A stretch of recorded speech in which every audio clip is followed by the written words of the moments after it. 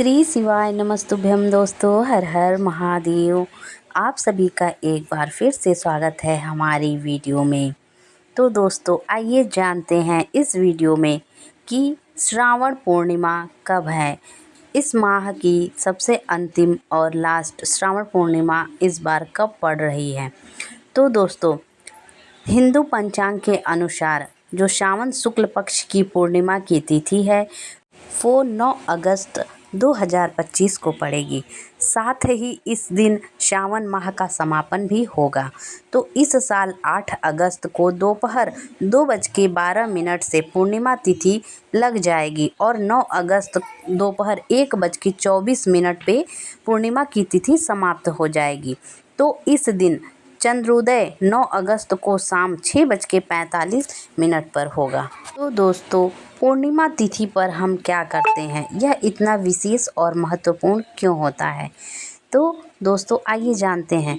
पूर्णिमा तिथि पर भक्त जो हैं आमतौर पर भगवान विष्णु और माता लक्ष्मी की पूजा करते हैं और उपवास रखते हैं, व्रत रखते हैं और दान पुण्य करते हैं। पूर्णिमा तिथि को धार्मिक दृष्टि से बहुत ही शुभ माना जाता है।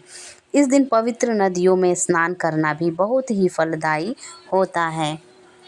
तो दोस्तों आप सब जान ही गए हैं कि पूर्णिमा तिथि इतना महत्वपूर्ण क्यों है। तो दोस्तों आइए सुनते हैं पूर्णिमा तिथि की कुछ कथाएं हैं जो अवश्य सुनना और जानना चाहिए।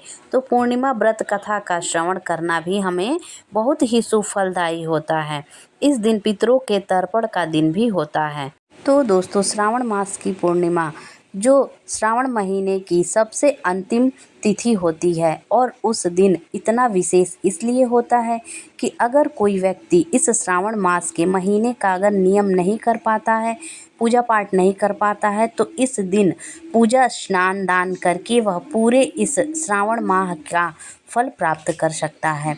तो यह इस दृष्टि से भी बहुत ही महत्वपूर्ण तिथि मानी जाती है, पूर्णिमा की तिथि। दोस्तों श्रावण मास की पूर्णिमा के दिन ही हम रक्षाबंधन भी मनाते हैं और दोस्तों उस दिन भगवान शंकर और माता पार्वती की पूजा का विशेष दिन होता है। तो इस दिन भगवान विष्णु और माता जी की भी पूजा की जाती है और सत्यनारायण भगवान की कथा सुनने का भी विधान है। तो दोस्तों यह जो पूर्णिमा की तिथि होती है वह भगवान शंकर और श्री हरि नारायण दोनों के लिए विशेष होता है। यह दिन जो होता है स्नान दान और भगवान के नाम के स्मरण के लिए बहुत ही शुभ दिन माना जाता है।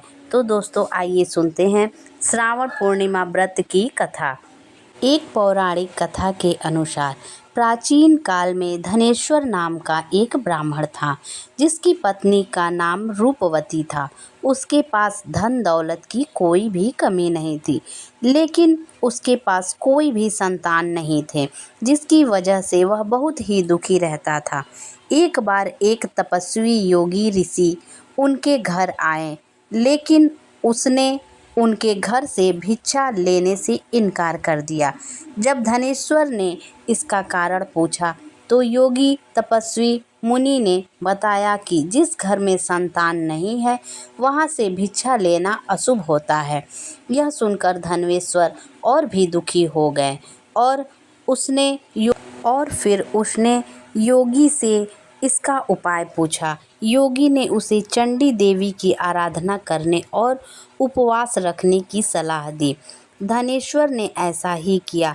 16 दिन की आराधना के बाद देवी चंडी ने उन्हें दर्शन दिए और कहा कि उसे पुत्र होगा, लेकिन उसकी आयु मात्र 16 वर्ष की होगी।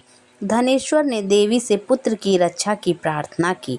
देवी ने उसे 32 पूर्णिमाओं करने की सलाह दी। धनेश्वर ने वैसा ही किया और उसे पुत्र हुआ, जिसका नाम देवीदास रखा गया। देवीदास 16 वर्ष का होने पर बीमार पड़ गया, लेकिन 32 पूर्णिमाओं के व्रत के प्रभाव से सब ठीक हो गया। यह व्रत पुत्र प्राप्ति और संतान की रक्षा के लिए बहुत ही महत्वपूर्ण होता है। तो बोलिए सत्यनारायण भगवान की जय, माता रानी की जय, श्री हरि नारायण की जय, बाबा भोलेनाथ की जय। हर हर महादेव। तो दोस्तों आपको ये जानकारी कैसी लगी और यह कथा कैसी लगी, आपको अच्छी लगी हो तो प्लीज़ हमारी वीडियो को लाइक कीजिएगा, चैनल को सब्सक्राइब कीजिएगा। धन्यवाद। राधे राधे। जय श्री कृष्णा, जय श्री राम।